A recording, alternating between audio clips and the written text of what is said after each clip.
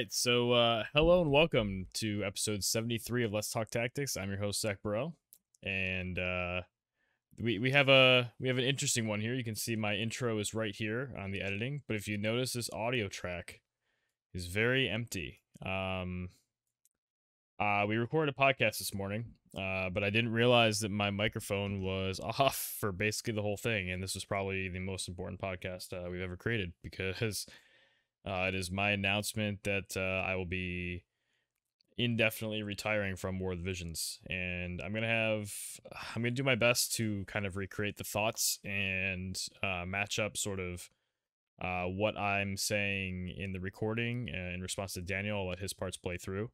And we'll try to piece this back together. We did it live.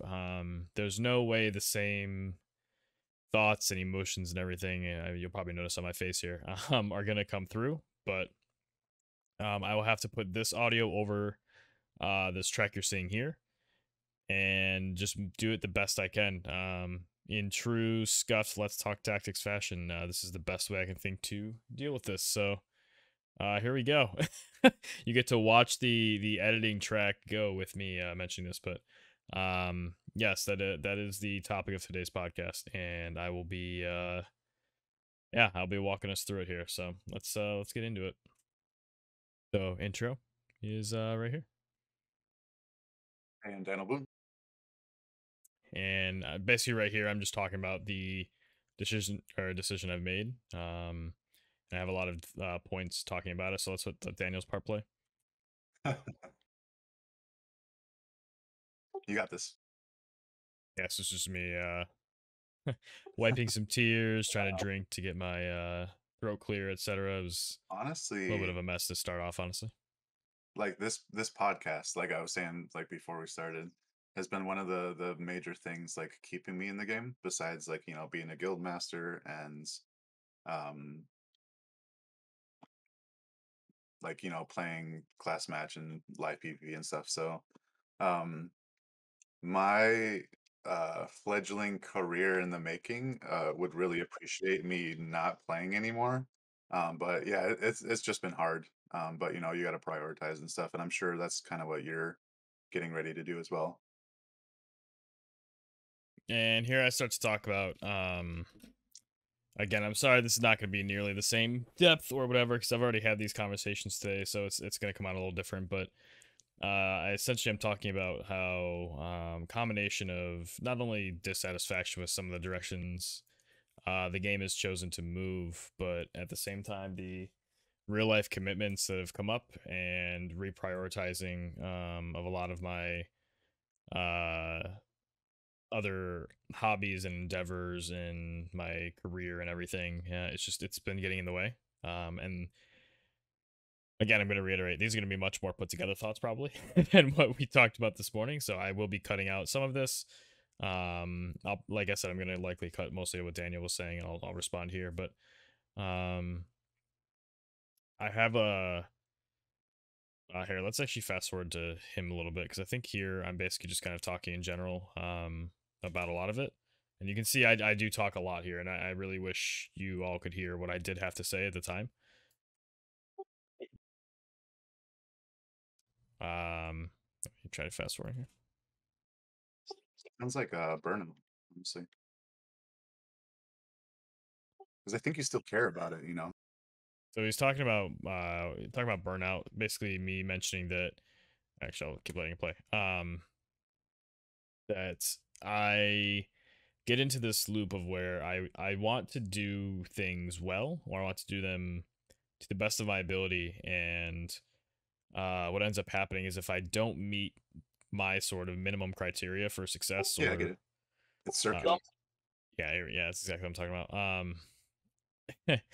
If I don't meet the minimum criteria for what I consider to be an acceptable outcome from something I'm like an endeavor, and I'm unable to either unable or unwilling to put in time to solving that, I'll just end up frustrating myself to where it's a loop of like demotivation and investment where it's like giving a War of the Visions example. It's like if logging in and like farming is a chore because of not being able to set my phone up or something at a time, setting my phone for something else, or I'm doing something where I really can't take my attention away.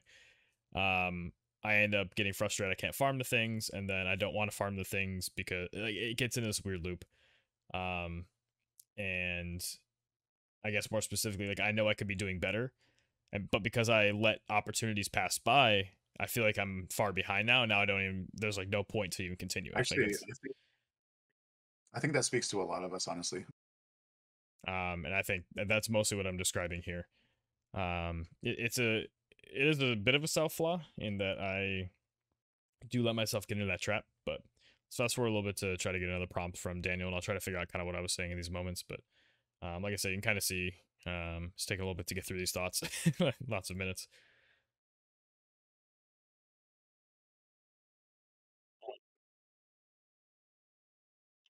Well, yeah, I prefer organic rather than unscripted. I think that's more of a positive spin on it. And I've since appreciated since you started using that phrase. Um, yeah, honestly, like I think it really started when we stopped doing free matches as much. Um, and I have to wonder if it's even further back to like when I stopped streaming, you know? Like I wasn't your competitor or anything, and like there's been other PvP streams that you've been able to raid into, you know? But like somewhere along the line, um, like we stopped being on the cutting edge of our skill, you know? We stopped caring about being like top of the rankings. You know, like for me, like I'm guilty of that because like I just want to have fun with it. Like I know how good I am and how good you are and how good everybody else is. But like I would rather have fun than for those of you who remember Red Knight, like he always beat himself up so much about every little like mistake. Like he always had to be like best of the best. And I was like, I'm commenting here that Red Knight was a little like almost too extreme, but um, good guy overall and good competitor. But yeah, he was a little extreme. yeah, yeah. So, but he was always the role model for me of what like I didn't want to turn into because like it was it for me fundamentally it was gonna Jesus. it ended up being how fun it was for me to use the units I wanted to use instead of the units I knew were gonna do the best, you know. Um, so like yeah, I mean I haven't done as much free match as like I know we used to. So that's it. I remember you telling me like months ago like you stopped doing arena and I'm like, yeah, I get that. You know, it's just auto PvP, but like I still use it to get intuitive understanding of what the units are going to do and like what the AI thinks that are, you know, the best things to do. For me, that kind of kept me um able to anticipate things when I was shoutcasting, you know. So like it gave me more context for what people were thinking of using, you know, in like the first turns or whatever. So I think there's still uh some merit to auto PvP because I don't know, it just kind of helps, like I said, with the context. Um, so like missing that, not free matching as much anymore. Um, the lack of tournaments keeping us on the edge of our seat. Um, and obviously, you know, the developers lack of support. I mean, everything is just kind of stacked on top of each other. And one last thing, it's I think it feels like we're at the point in a gotcha game where um they have to rely on making money by um pushing limited like 100 class units or like banner like collab or limited units, you know. And so yeah, it's hard to tell. Like I would really like the game to continue. Obviously it's had a major impact in our lives, at least during the pandemic. But I would like to see uh, you know, uh, I don't know if I have any influence on it, but like a different approach, you know, like less limited units. You know, let's go back to the 80 units. Because, you know, all aspects of the game are influenced by the power curve. And I know you've heard me mention relentlessly about like, you know, the influence on the power creep and the power curve and stuff. So um yeah. I think I reply here with that I somewhat disagree. That the game needs to constantly put out new limited units or things that are really powerful, 100 costs, whatever, to keep its player base, because Final Fantasy is such a gigantic franchise. Like they have Yeah. mostly infinite options, at least for years and years and years of characters they can bring, whether they be villains or heroes or whatever. And I think more of the problem, like we get kind of into a design, like they've designed themselves into a corner a bit. I mentioned here with units like the new Lolila, for example, like Paladin and Pugilist subjob, like you only have a couple options for things. Like the subjobs are all identical in their passives and reactions and all their abilities, except for that job 12 slot where it's like one of three things, and like that's all that those subjobs ever will be, at least for as far as we can see. And to an extent, the EX jobs and main jobs have helped with that, but they don't totally fix that problem. So it's like you can introduce new characters from the franchises, and their main jobs can introduce the variety, and you can kind of have a different type of paladin because like someone has a special paladin main job, but it's still not the same. Kind of like if you think about like Charlotte, for example. Um, so I don't necessarily think that the game has, like, it's starving for inspiration or content for sure. Like there's plenty they can pull from. I mentioned here too, like I wish there was like a Gilgamesh or something, like the OG Gilgamesh from all the other games, that the weapon stealing goofy dude you battle on a bridge kind of style, not the ice one that we have, even though I do love that unit. So I just kind of talking about those thoughts here, mostly. And then he also mentions, let me go back for a second. A gotcha game, collab or limited units, and so yeah, uh, you know, uh, I don't know if I have any influence on it, but like a different approach, like less limited units. Let's go back to the I forget what the other point you made here that I on answered to the was. edge of our seat. Um, and obviously, the developers' lack of support. I mean, everything is just kind of. I don't remember the other part of this, but essentially that's what most of this conversation right here is. Well, Raldor is main job pugilist and sub Yeah, see, he's paladin, talking. I Yep, believe. there we I go. don't That's remember. He's Pugilist Pally. just. Yeah, I think people would like to hear less of criticism of the game and more about like the context of why I'm quitting. So in here, at some point, I talk about the real life stuff. So I have a game I'm working on the side, which isn't ever probably going to release for like a commercial thing, and we talk about that a little later in the cast.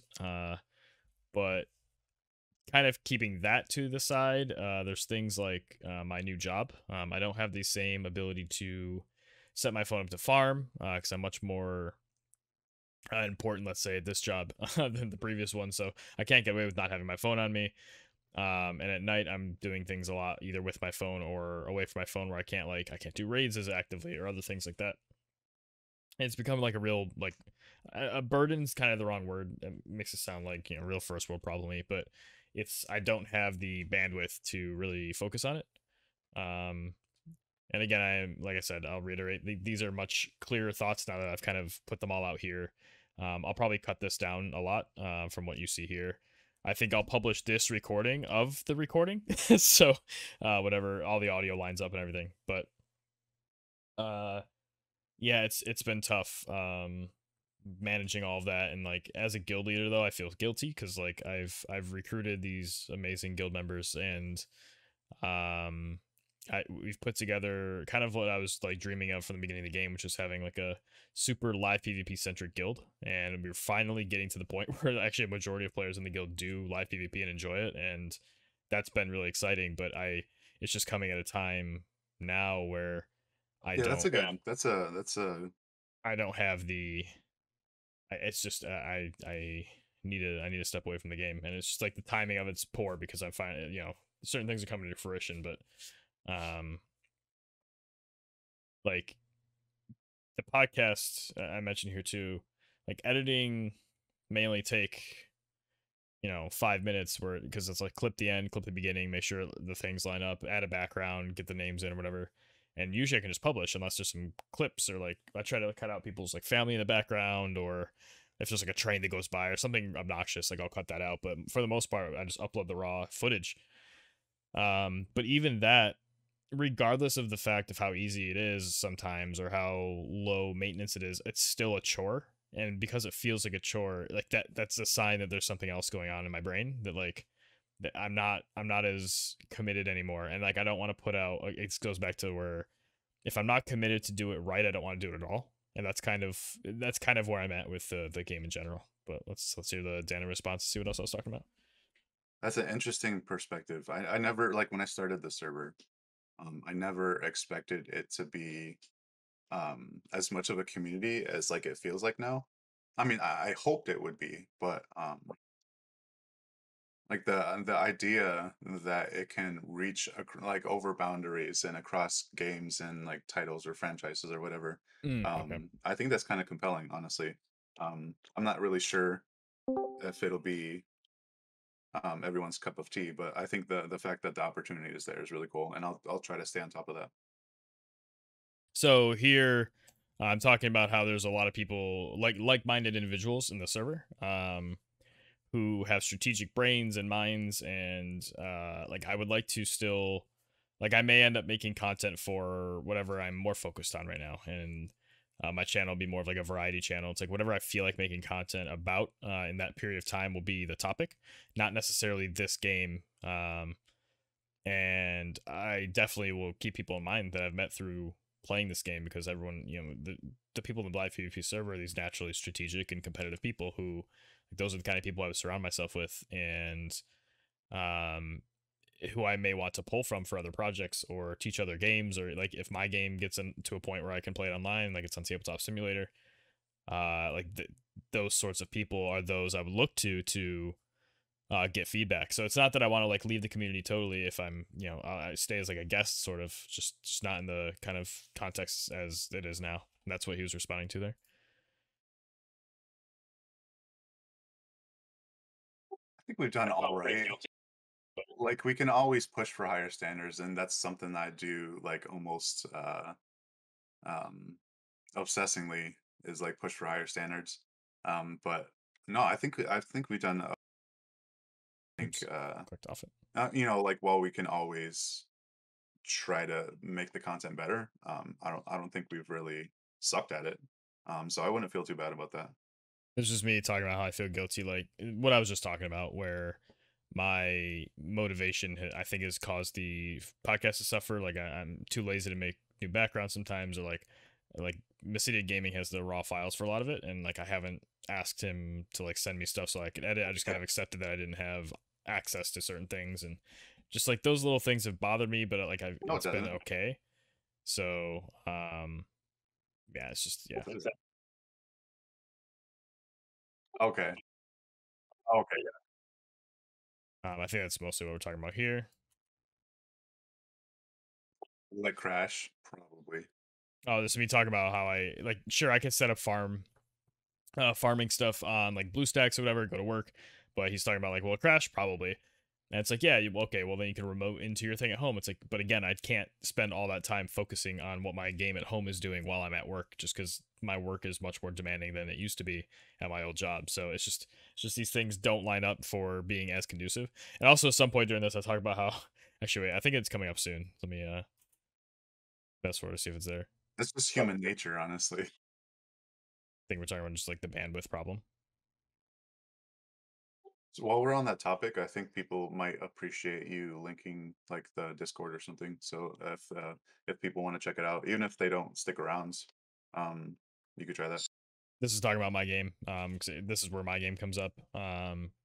That's like a thing I care about and want to work on, and I'm getting annoyed at myself that I'm not making as much progress as I know I could. And part of that is just the amount of like sheer time that I do spend on more of the visions or similar things like that I'd rather just be putting somewhere else, honestly. Flooded. Okay. And here I'm just saying that I'm not really necessarily ready to make it like publicly accessible. But if people are interested, they can send me private messages and we can talk about it. It,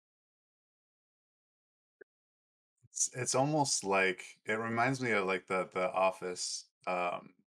stopping, like, it's after its final season, like, everybody was tearing up, they had to say goodbye, or maybe like Yes, I the was. MCU Phase 3 or whatever, like, people saying goodbye or, like, signing off on the end credits or whatever. Like, it's almost like leaving a job, like, spending that amount of time with people, like, it has an impact, like, a memorable impact. So, like, I don't think like, you shouldn't be ashamed of feeling that way, right? I'm not sure the exact context on this, but just in general, more of the same sentiment of kind of feeling guilty. Like I've created so many things. Like we've worked on this PvP server, which is mostly Daniel, but I provide support and ideas in the background. Having the guild again, that it's a lot of people from day one. Like people stuck around, and a lot of us are still playing because the other people are still playing. So I'm just like worried, like not necessarily the guild's gonna fall apart or anything, but just like I I feel obligated to be able to spend my time there. But again, that's part of it too. Is like I have guild members who put in a lot of work, and I don't as much anymore, and it's not fair to them that I get to kind of be like known as the leader, and I get to like put out commands or whatever, and like tell people, you got to do this, you got to do that, and like for me to also not have like I the very bare bones standards for myself, but not the overall idea of like constant improvement stuff. It's like I haven't farmed. I didn't do the guild rates, for example, and that was kind of embarrassing. But like I didn't have the I forgot about them. My brain I could not like I couldn't like focus on them, and like that again. That's a sign that like I just it's just not there anymore. I mean, burnout, in my opinion, if you don't mind me butting in, is so, I mean, So this is me trying to define burnout because I'm saying like I don't necessarily think like burnout's the right word because to me burnout's more of it's task based, so like the task itself is burning you out. It's more of I feel like I'm spread too thin and something has to give. It's not necessarily that I don't enjoy the game or I don't want to spend time on the game. It's that if I want to do the things that I value most, the game is lower than the highest value tasks I could be working on, if that makes sense. So it's not necessarily the game itself is burnt out. It's like I'm burnt out in general, like just trying to spread myself too thin. But it's not like the game's fault. It's not the game doing it. It's just I there are other things that are on a higher level of the hierarchy in my brain than the game. So the game's the one that gets cut. burnout to me is just not having them enough mental energy Yeah, exactly. to This. continue investing your time in whatever it is you're feeling burnout with. It's like I always think of it in terms of um like there's a science perspective I have, and I think you can I relate to it as as an actual chemist. Like in chemistry, in chemistry and like in physics, like I learned that to start a fire, like that initial spark, is way more of an initial energy cost than it takes to keep burning. Like it spikes up and then it tapers off.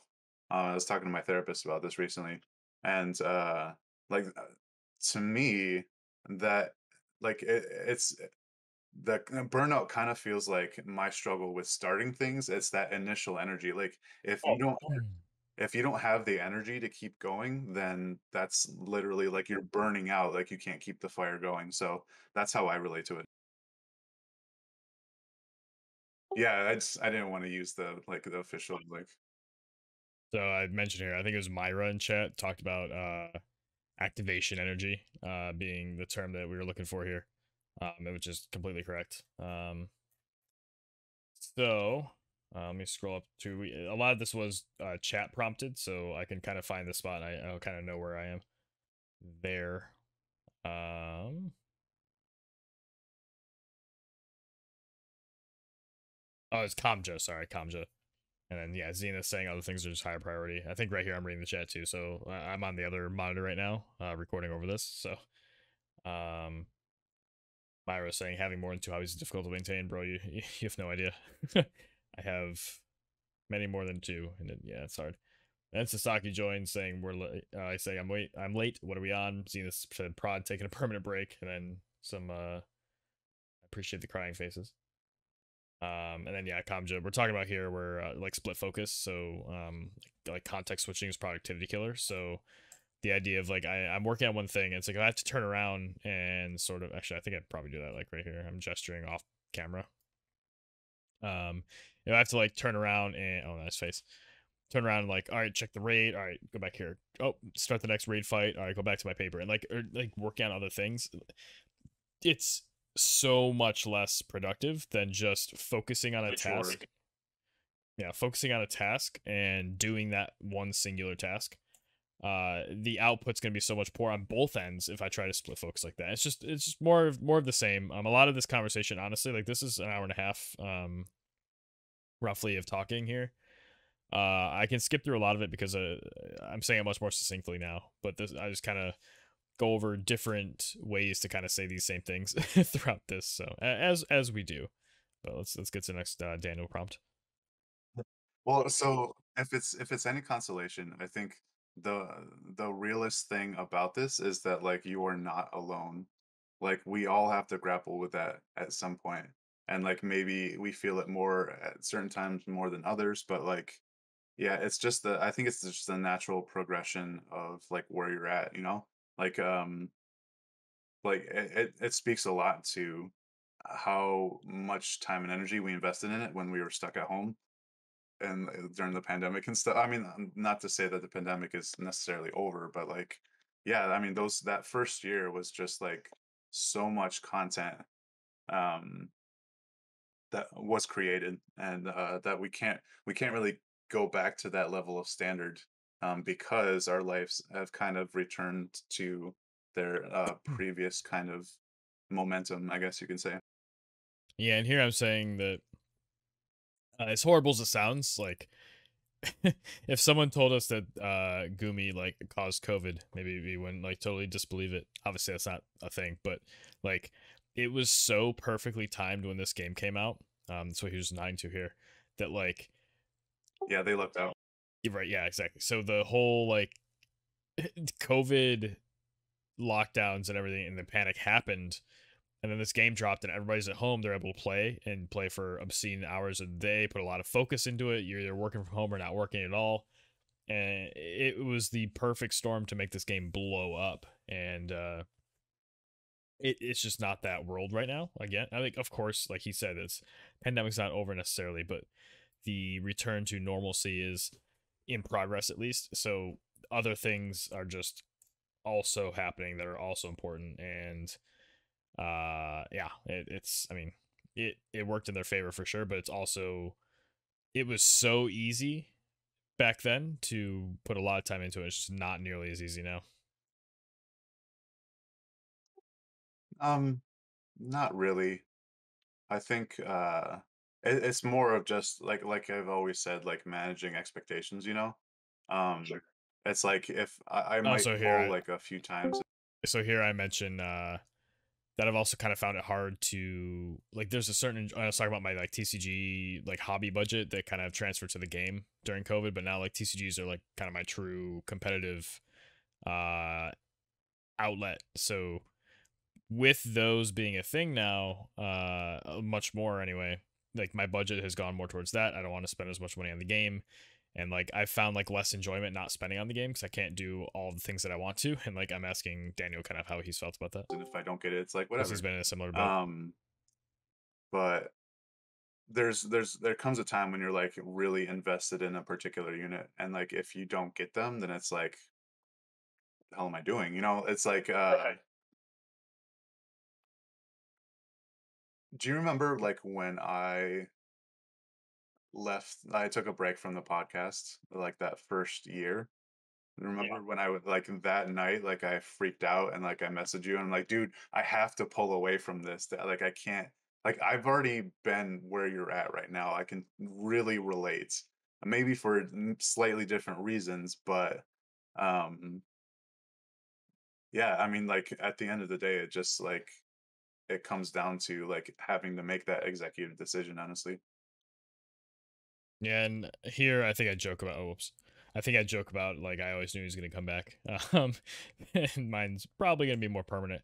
But yeah, I mean the not a whole lot to comment on there. I obviously had something here, but I think it's just more of, um, again, more rambly versions of the same things. So,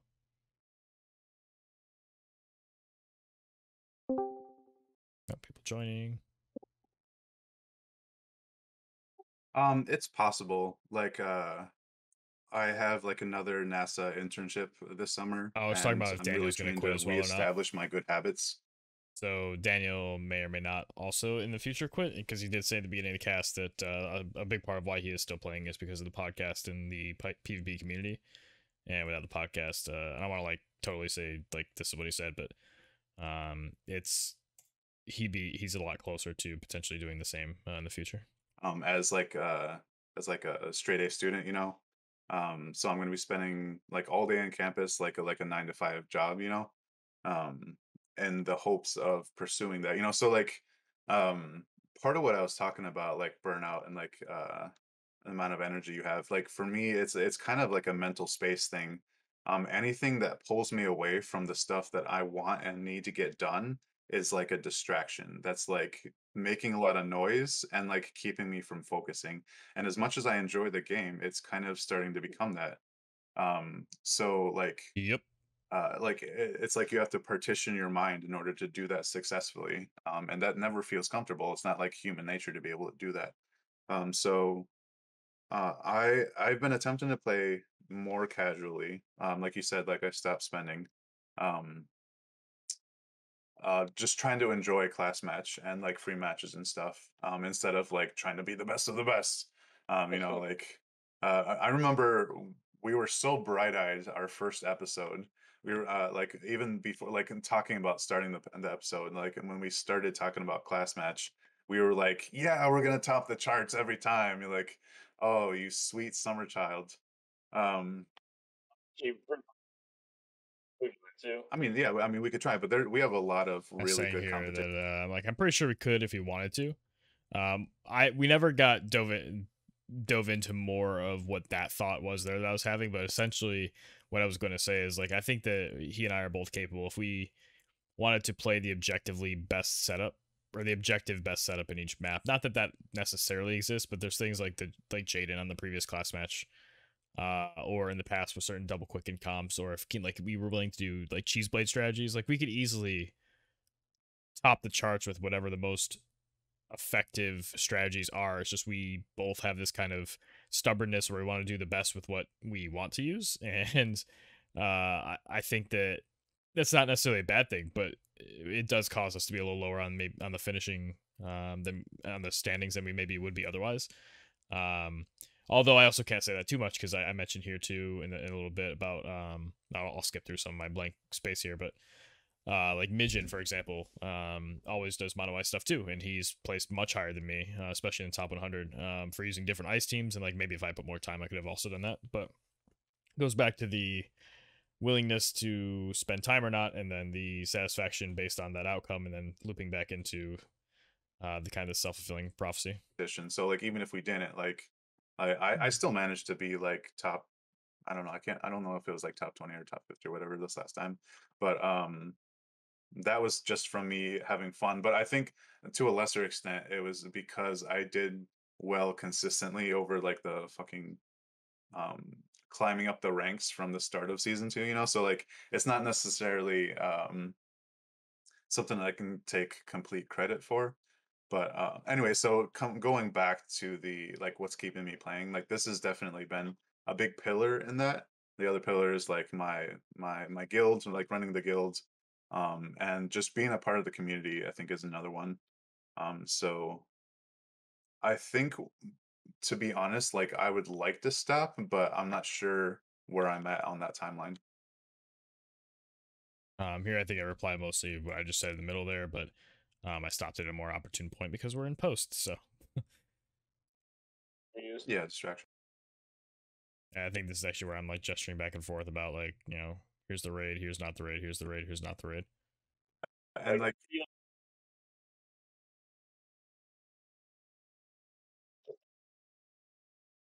yeah, and like to like a little bit further along that, like if you don't mind me saying, like I'm not sure how autistic it is, but like for people like us who are like strategy minded competitors, like focus is a big deal. And it's like it's kind of a big part of like live PvP, for instance. Like if you lose focus, like if you're in a class match and somebody is like trying to talk to you, you're like, dude, I have to focus on winning, you know? So like it's not like the distraction I think is understated and maybe a little underestimated. I want to know these the rest of these bullet points, man. So I did say in the beginning of this that at least maybe in I don't know if I said it in this recording, but in the live part, I did have some bullet points for these. I'll just let this play. Another one that was actually mentioned at the beginning, but we'll just mention it now because we're here. Is the class match timeline has really pissed me off. Like the whole 2 month thing instead of 1 month. It's like it's the mode that we care about most, and we are a smaller portion of the community, at least as far as we can tell. But there may be other communities too. Like we assume we're the biggest live PvP Discord, but I mentioned him that like there could be other ones. That maybe they have the other half of the people that we don't know. Um, but yeah, it's having it reduced so much without really any end in sight or any improvement in sight, and them being unwilling to give us any sort of design in friendly matches or anything. This stuff that we sort of jokingly not joking, but we critique over time with some jokes and laughs, and like we truly are bothered by, but we cover it with jokes. Honestly think it's more of a Square Enix thing. I think they have them on such a tight schedule that they don't get to do a lot of things they'd like to do because of budgeting or whatever. Yeah, and here I say it's kind of bullshit. Like I understand the sentiment, and like that could be a case, but especially with like watching some of my friends do like startups and things, it's like you could always work a little harder if you really want to get stuff done. And I think with the resources that the company should have based on their perceived size and all that, they're not a small indie company, and I'm sure they could dedicate more resources if they wanted, people to come up with constant content to put out. But like it's one of those things, like maybe they're holding it back because they need longevity and things to look forward to, but it's too slow. So I just talk about all the problems we've talked about a million times. Go listen to old podcasts if you want to get this old washed up PvPers thoughts. But essentially it's just like, give us more friendly options, give us things that we can do on our own, or give us like free match rules and things like that. I'll address a couple of things in the chat real quick. Like I said, I have the chat up on the side. Some saying personally, I think they're undermanned with a lot of deadlines. Maybe that could be okay, but Myra said, "Do you think if Give Me Support Live PvP as one of the main content, would you still be quitting?" I said like maybe. Depend on what they did to help it. Like just having more of it isn't necessarily good. It's like the quality matters. Like give us crystals back, for example, to increase build variety and not need bells, and let us use units that are more AP hungry and not have to use things like Elena and Jaden, who start off with all the AP in the world, and then they're supported by maybe the one unit that isn't, and they get bells, that kind of thing. So, even that being said, Jaden uses bells, but you understand the point. If you don't, then well, fuck off, because you can get the point if you think about it for a sec. But yeah, so I think that's mostly what I'm addressing here. Different words, but same sort of thoughts. I I honestly there's two things. Like and I know I usually do this. I have two things or whatever. Honestly, the first one is well, actually, I kind of want to get the second one out of the way before the first. I think we should take our hats off as like a hats off to like our viewers, and like especially our live audience. Just like hats off to you as like a sort of kind of respect, right? And then it's like the hat Talking about my hair scuffed too. hair this morning. Like it's like you have to like scruff it just to make it look like normal. But yeah, hats off to you guys. Obviously, like, I don't know if we would have honestly kept doing this if it weren't for the kind of reception and continued responses that we got. Probably, I don't want to say probably, but like maybe, like even if we didn't get any, like we would still just be doing it because it's what we're passionate about. But I think to some extent, like like we have to thank you guys. And I think the other big thing I wanted to mention was I'm kind of curious now that you've come to the end of your War of the Visions career, like what you want to like possibly look back on and like have a perspective on that maybe changed from the beginning, you know? And you know, kind of more of a, like a constructive like perspective instead of just being like, "Oh, this sucked," or you know, "Stupid Ramses face." Like uh do you have anything like that, like a kind of like hindsight perspective that you want to share with us?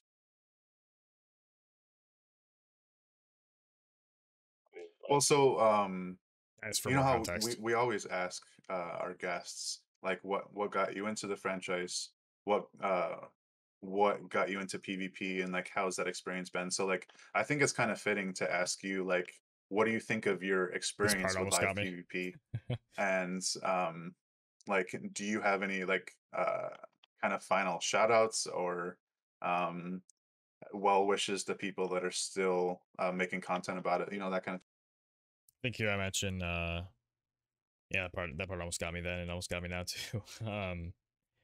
The content creators, honestly, for a game like this that's smaller, it's not like I think I mentioned like it's not Fortnite, it's not Call of Duty, it's not League of Legends. Like it really is community driven and community run to an extent. Where like if there were no content creators, the game may not survive very long.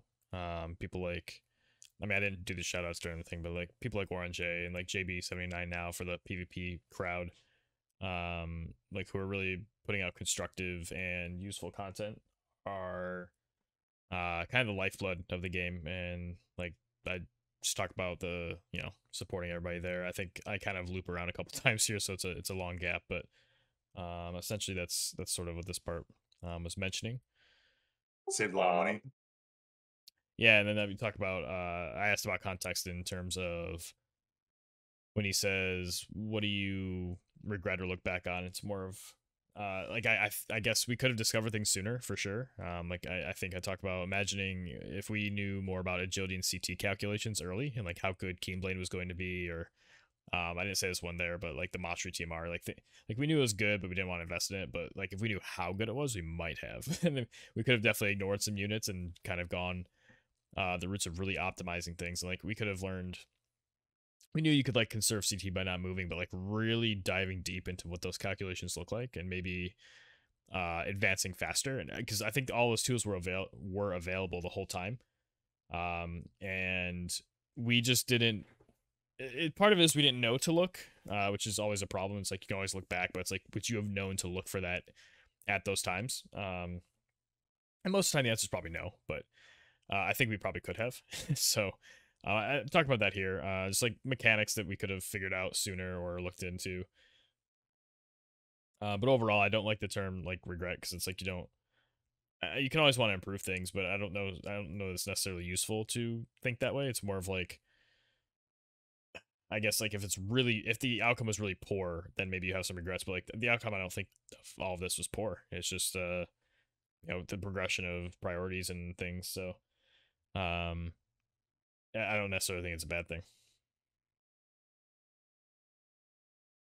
Well, I think honestly, like the when we were doing tournaments regularly, that was kind of like the golden age of like the live PvP community, you know? And uh like a lot of us talked about like starting our own tournaments, and then like getting behind long time and like backing him up like on his PvP circuit, you know? That was like a huge highlight to the community. And it just sucks that like we don't really have the energy or the time to really do that anymore. I think we're all kind of feeling that. Otherwise, we would see a lot more. You know. Um, Here's one.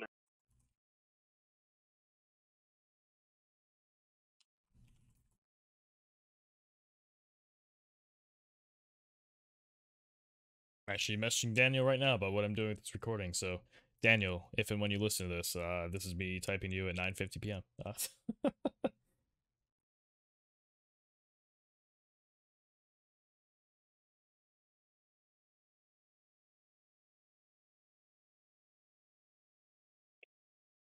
it still sticks. In my mind.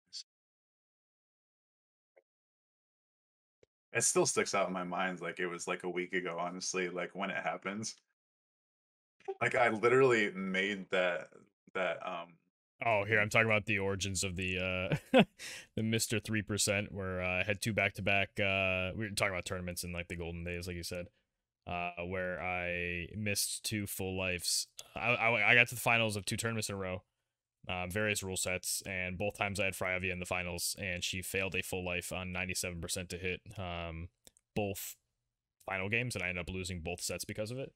One of them, like 100%, I had that game if she revived. The other one, it would have been close. And I think it was actually against Daniel, the second one. And he almost conceded because he knows that I should have had that. But I told him if he did that, I'd be very angry, and he didn't. So he won that tournament, I believe. So, yeah, that's what we were talking about here. And he made the roll for me on the not Discord. title, but like tag, yeah, role. So that like we wouldn't forget it, you know, because it was just like That was infuriating. So I think there's a lot of factors. I think there's kind of a lot of things that have contributed to getting to where we're at today. But I think the lack of tournaments is definitely one thing. I think I know it was kind of like a broad based question, but I think it's just kind of I feel like it's kind of appropriate, like asking people when they come on, like what their history is, like just kind of sharing any final thoughts that you had about your experience playing the game as kind of like a sense of closure. 2 years. 2 years and 3 months almost. I was just saying how like it's weird to have played a game for like over 2 years because normally either I don't last long enough to play a game that long or games don't last that long with actually like good and useful content. They'll either you'll beat it after a year or less or the content kind of slows down and it just naturally kind of dies. And this game has been something crazy because like it's lasted this long.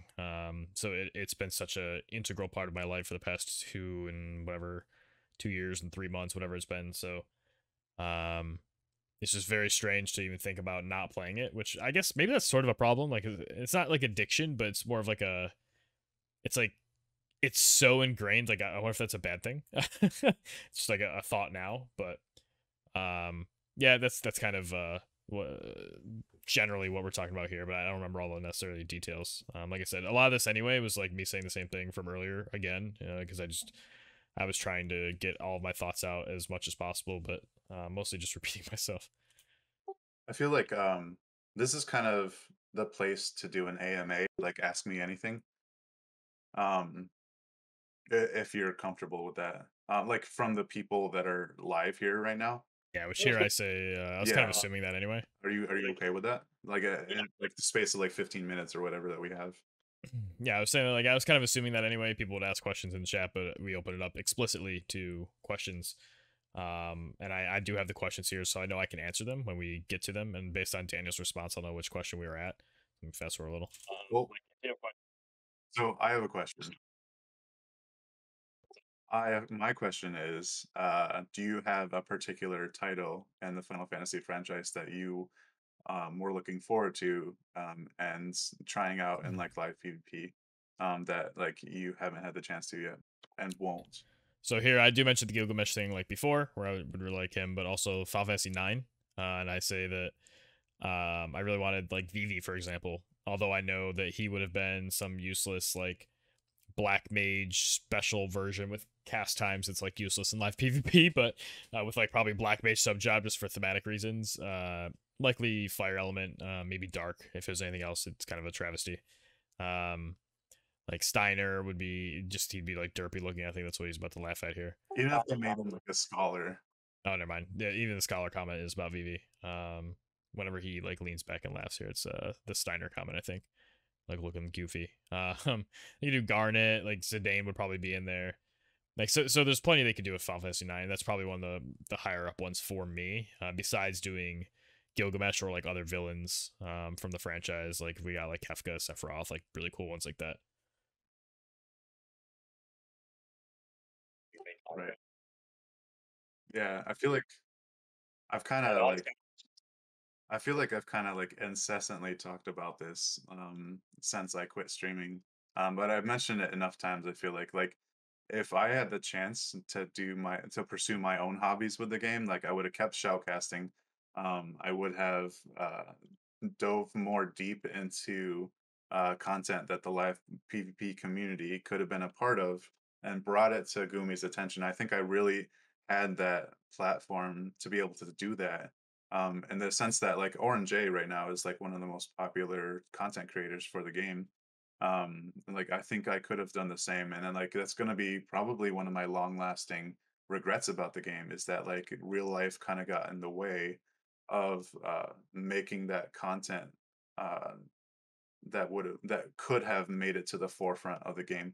So like I feel like I'm almost taking like personal responsibility for how live PvP is being treated right now, you know, and that just sucks. So like, but getting back to um, like your question, like I probably won't be continuing any kind of podcast, especially given my answer of like this is one of the things that was keeping me playing. Like, why would I continue making content like if it's something I don't want to do anymore? You know? Hmm. And here I mentioned that like if he did, I'd want it to be on his channel anyway, so he can get the views, get the subscribers and everything. So even if he did, like I could help out maybe, but mostly I would want him to do it like on his channel. 'Cause I mean I want to spend time editing, obviously, if we're not if I'm not doing the cast myself, but Yeah, I don't regret. I don't regret my life choices. I just regret that I could have done more. You know, I don't remember what comment I made here. that's honestly what I was planning. Like I was planning on promoting that stuff, and I think I had a pretty good shot at it. I think this is just talking more about the stuff I said earlier about the various designs they could put into live PvP formatting that would make it a lot more popular. And again, I bring up the whole like we talk about. Actually, I think he mentions it somewhere in here. I was waiting for you to be confused about that. Oh, okay. So this is me reading Lazarus's comment. He said, "What did he say?" Oh, he said, "Do you think if Gumi gave a shit about the PvP, you'd more lives just to fuck around on free match?" I think he means like you'd like to fuck around a free match more is what I think he probably meant. And here, I'll just let this play in the background. And somewhat, it's kind of the answer I gave earlier. Like if they support it more in the right ways, maybe, but it's kind of hard to say. Then JB says on the other side of the coin, you guys are a big reason why the community is what we have, which is a great one. Which appreciate those words, Ben. I really do. Lazarus says, we'll hold the torch. She said, more viewers and a better sleep schedule to me. Thanks, Prod. That even quitting, you're the gift that keeps on giving. I think I end up like swearing or something here too, which he laughs at. But and I think we talk about I think he comments first before getting this question. So, getting back to like the sense of yeah, yeah, that's what I was about to refer to. So, getting back to kind of like the start of the podcast and like the sense of closure, like the last question here is like, what advice do you have for a new player getting into the mode based on your cumulative experience? You know, um, I think that's actually a really good question to kind of like wrap things up for us. Not like wrap up the episode today, but like the sense of closure that I was talking about. So here I just rant off a bunch of things. So I'm gonna try to match myself from there. Let me see what he says here. Managing your CT. Yeah. It's a Okay. So number one is I'll go through my thoughts again. So here you go. The final advice for new player getting CM live PvP based on our cumulative experience. So first is learn your clock. So get used to clicking a sequence of buttons that gets you all 30 seconds of your turn. You start with 10 seconds and it's bullshit. Clicking your abilities, map, etc. gets you 10 seconds each. If you move, you can also do it, but I believe if you go to the map, it does the same time. It shares a plus 10 seconds with the movement, so you can either move or open the map. A lot of times I'll open the abilities, open the map. I've got my 30 seconds in roughly 1 second, and then I can go check my opponent's vision cards and stuff. You should do that as well. Get comfortable with agility and CT, and internalizing those values. Really understand how they work, how they interact, and you want to know generally what your opponent's agility values are relative to your units, so you can better predict how turn cycles will go in the future. Because you may get lapped later if you're not careful. Then things like really studying your units' ranges, so understanding the distance, the range height differences, the AoE heights, and really understand that so you can make quick decisions. Like I give examples here of like when I play Barrett, sometimes I forget which of his skills have extra height limitations than others, and that'll really screw me up, and I'll lose time because of that, and then that causes me to make poor decisions, and then potentially That's lose just matches as a result. Um, then also, uh, I mean, he talks about knowing your opponent a little bit, which is also true. I kind of glossed over that when I was going off, but um, the other one and that's what is comes with practice, really. yeah, I think he's yeah. So this is just talking about know your first move, like your base move. So like a lot of times I want to make a decision within the first like 5 seconds of my turn. Like if I do nothing else, this is what I click, so that I have the other 25, 23, 22 seconds, whatever, to check damages, check ranges, check interactions, check like if I cast this spell, where's it going to resolve and is that okay? Can I move backwards? Do I think they're going to move into it? And you can make all these other decisions, but like if you look at the clock, like, oh shit, I got 5 seconds left, you can move back and go do the thing that you told yourself that was like the baseline move you could do for the turn. And like that's a huge part of it. Is honestly, most of these things of advice are going to be understand CT and get better at making uh, decisions faster. Is really what it is. And I think I zoom in here. Yeah, yeah, okay. Oh wow, perfect timing. Zoom in right here.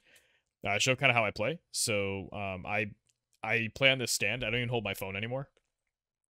To where I'll kind of like rest my index fingers on the top so that my thumbs can pivot all around the screen. And there's the famous cable that always disconnects.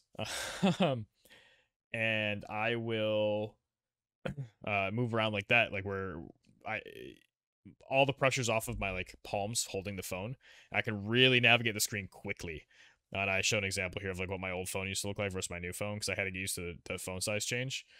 Um, went from like an iPhone 6 or something, some like hand me nothing I had forever, to like the Galaxy 20 Ultra. It's a gigantic phone. Um, Unnecessary but very fun. It looks really nice too with 120 hertz. But ads aside, unpaid ads aside, that's mostly the advice that I'm giving here. So, real quick, pausing summary: the CT manipulation and understanding. With that comes agility understanding.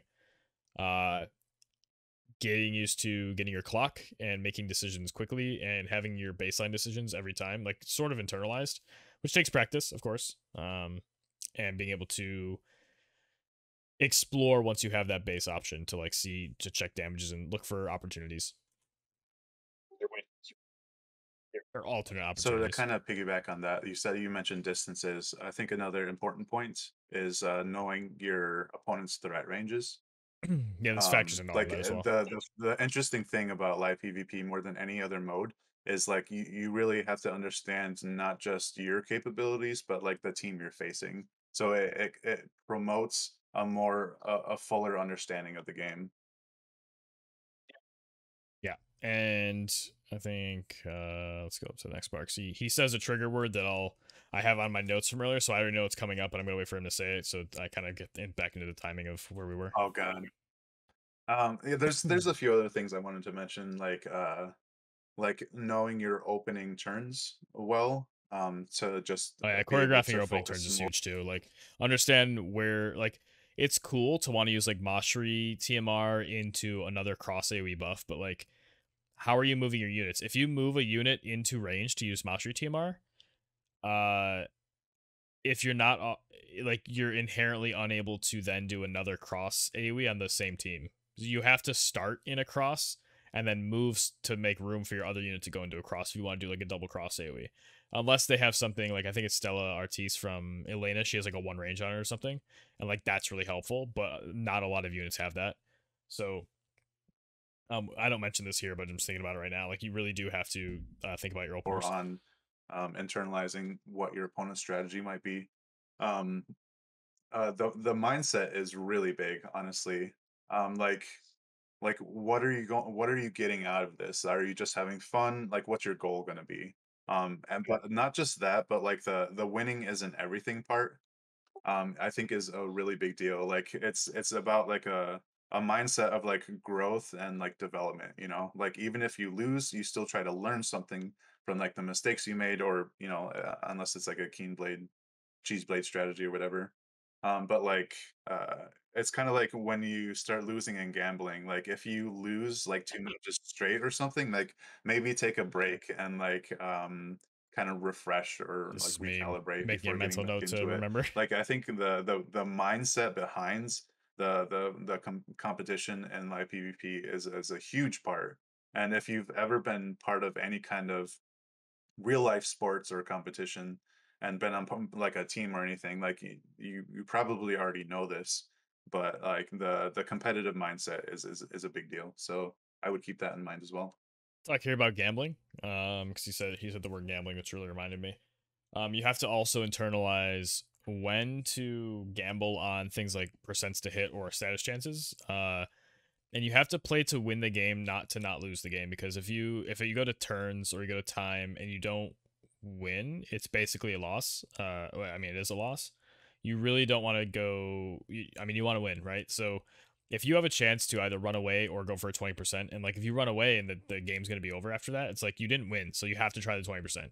Or if you have like an 80% to hit and like a 36% to status, and like that status is the only way you win this game, but you got to fucking go for it. You can't stand back and not use it. So you have to gamble sometimes, and you have to know when is it an intelligent gamble or a stupid gamble.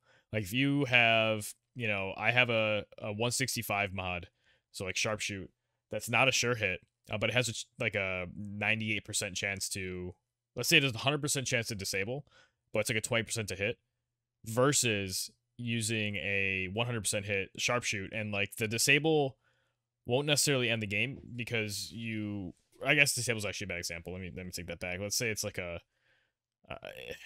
it would have, ooh, that's actually, maybe I would gamble on that. No. Point is, like, you should take the sure thing if it's like 100 versus 20.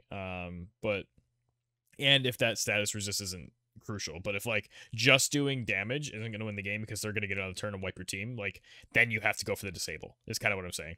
I guess that. So yeah, if it's game changing, go for the 20% chance versus the 100. But like if you're like not going to be dead anyway and you have a different play, you should play around making progress towards victory instead. That's a little scuff too, but whatever. We're going on the fly here, just like we were on the podcast. Yeah, So, exactly. but you also can't hide behind like, oh, well, I tried the gamble. It's like, well, was that really the best decision? It's like sometimes it is, but sometimes It it also isn't. takes more time. It takes you're like, where's this skill? And like you waste a couple precious seconds or something. Oh, so someone in chat mentions having recommended skills on, and I think that's actually not a good idea because the order of your skills will change, and the number of times I've been messed up by like changing a sub job and scrolling through my abilities to look for one and realizing they're not in the same order as before. Like even if it just takes like a couple seconds for me to realize, like those seconds are crucial to making sound decisions while playing live PvP. So like I don't want to be in a situation where I don't know where my skills are. And it's like if I know where things are, I'll scroll, especially with like units with say like 3 or 4 AP skills like a Una or something, and like the rest are all TP. Like if you just whip that scroll bar of abilities down, you'll be at all of the AP skills at the end. So like you can get these shortcuts while you play to mitigate needing to use something like recommended skills and risk going in the wrong order. Plus, honestly, I think I mentioned here, but he was laughing. I was saying like I'm pretty sure we're smarter than the game. I don't need it to recommend me what to do typically. So, if you need that, maybe you want to get more familiar with your units because that's a different issue. I have a final thought, but I want to wait until you're done with your thoughts.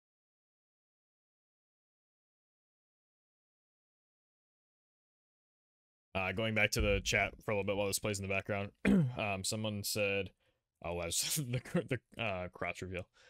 JB said, "Being real, I always enjoyed free match before I heard of what you guys were involved with the PvP circuit, but hearing about it, big reason I got more serious about my own PvP. Wish I could have been involved with those early tournaments. They would have more free COVID time. Yeah, for sure. Definitely would have been an interesting world if JB was in the game earlier with us. Maybe more developments would have happened because he's definitely made a lot of progress with everybody. Sasaki says, don't play on Wi-Fi if you're able. Yeah, agreed.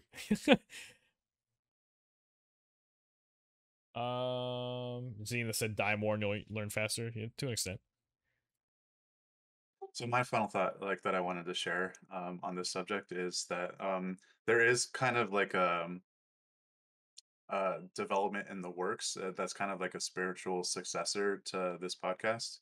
That like we've been working on kind of behind the scenes. And so don't feel discouraged that you'll no longer have this resource to really refer to as like as part of your resources, because if we can manage to get that started, I think it'll be a positive thing for the community. So stay tuned. Is it the king of? Yeah, I asked him here if it's the thing I'm thinking of, and I mentioned the name yeah. Logi.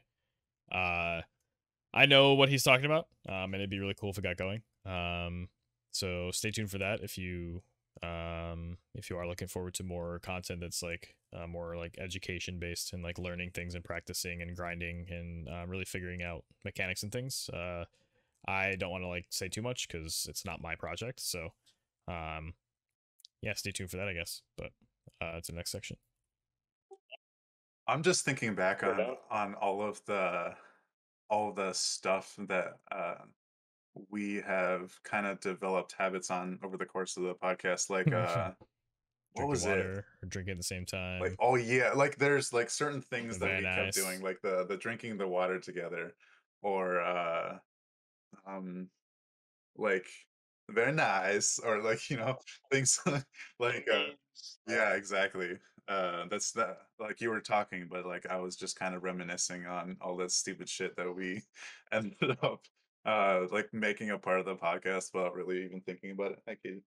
Um I think I'm looking forward to hearing you say signing off instead of being like see you next time, just as I was like gonna say a fitting I tribute, didn't know what I was gonna say here. And that's why I said I'm like I don't really know what I'm gonna say. I don't know if it's gonna be that, but I'm definitely not saying see you next time because I'm not gonna act like there's going to be one. Exactly, that's what I was talking about. Like I thought about that, and that's what made me start reminiscing.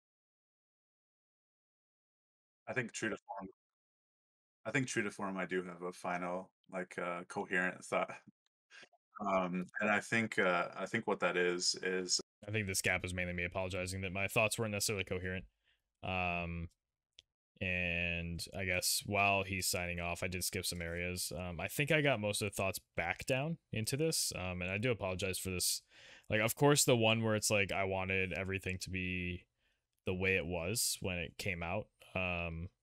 And I thought we did a fairly decent job here. It took me a little bit to get composed in the beginning, but um, of course, this is the one where I fuck up my audio on my end, um, and by the way, if you're wondering why like we're having a conversation but the recording didn't pick it up, it's because I use a voice filter program to filter out certain like background noise, adds a little bit of a maybe not like a reverb, but like a little bit of a vocal tone quality to it that sounds a lot better on recording than my bass voice. So that's kind of what I use when I stream or when I record.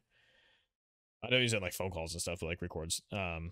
So that program itself was not active at the time, and I thought I checked the bar for it. But really, I saw Daniel's bar twice.